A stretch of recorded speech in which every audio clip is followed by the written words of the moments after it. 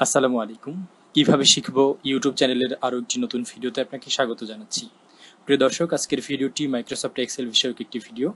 আজকের ভিডিওতে আমরা মাইক্রোসফট এক্সেলের খুব মজার একটি বিষয় দেখব।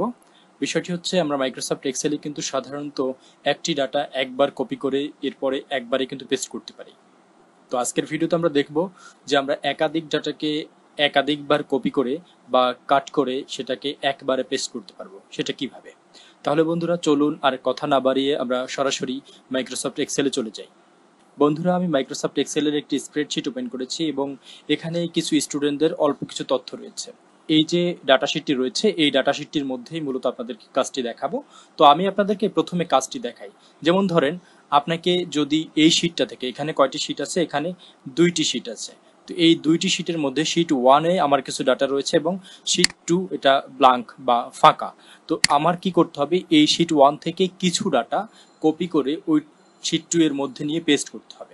তো যদি এমনটা হয়, আমার এখানে যেহেতু টোটাল 12টা রো এর মধ্যে তথ্য রয়েছে, এখন এই 12টা রো থেকে যদি আমাকে 3টা রো কপি করে নিতে হয়, সেক্ষেত্রে আমাকে কিন্তু 3বার কপি করে 3বার শিট 2-তে গিয়ে সাধারণত এটাকে পেস্ট করতে হয়। সেটা কিরকম? ধরুন, আমি এই যে বেলাল নামের যে সেলটা রয়েছে এটাকে কপি করলাম।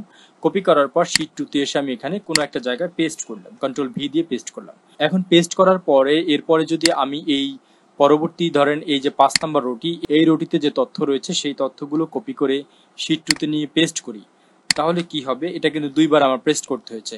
এরপরে আমি যদি আবার পরবর্তীতে আর একটা পেস্ট করতে চাই, সেক্ষেত্রে কিন্তু আমাকে আবার নতুন করে কপি করে তারপর পেস্ট করতে হবে। তো আমরা এই কাজটিকে মাইক্রোসফট এক্সেলের মধ্যে ক্লিপবোর্ড অন করে তারপরে পেস্ট করতে পারি।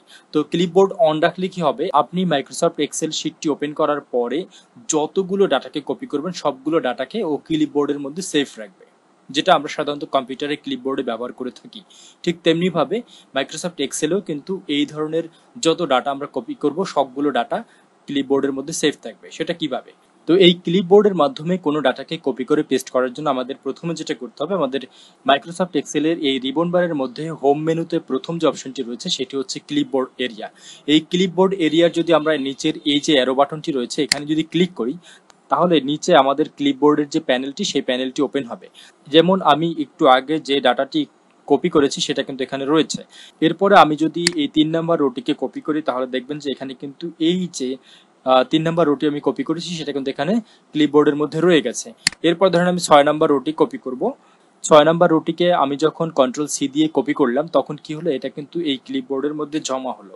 তো এরকম ভাবে আপনি এই ডাটা শিটটির মধ্যে যখন কাজ করবেন, যত ডাটাকে আপনি কপি করবেন প্রত্যেকটা ডাটা কিন্তু এই ক্লিপবোর্ডের মধ্যে সেভ থাকবে। তো এরকম আপনি আপনার পছন্দ মতন ডাটাগুলোকে কপি করার পরে যখন আপনি একসাথে পেস্ট করতে যাবেন, যেমন আমি শিট 2-তে পেস্ট করব। তো এখন শিট 2 ডাটাগুলোকে আমি আগে এখান থেকে মুছে ফেলি। মুছে ফেলার পরে ধরেন আমি এখানে পেস্ট করব, 1 নাম্বার রোতে পেস্ট করব।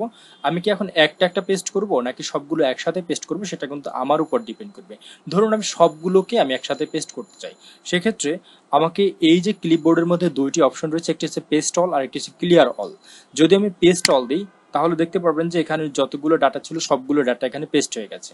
আর যদি আপনি এখান থেকে কোনো কারণে একটি একটি ডাটা পেস্ট করতে চান, সেক্ষেত্রে আপনি যেই সেলটির মধ্যে পেস্ট করবেন সেই সেলটিকে আগে সিলেক্ট করবেন।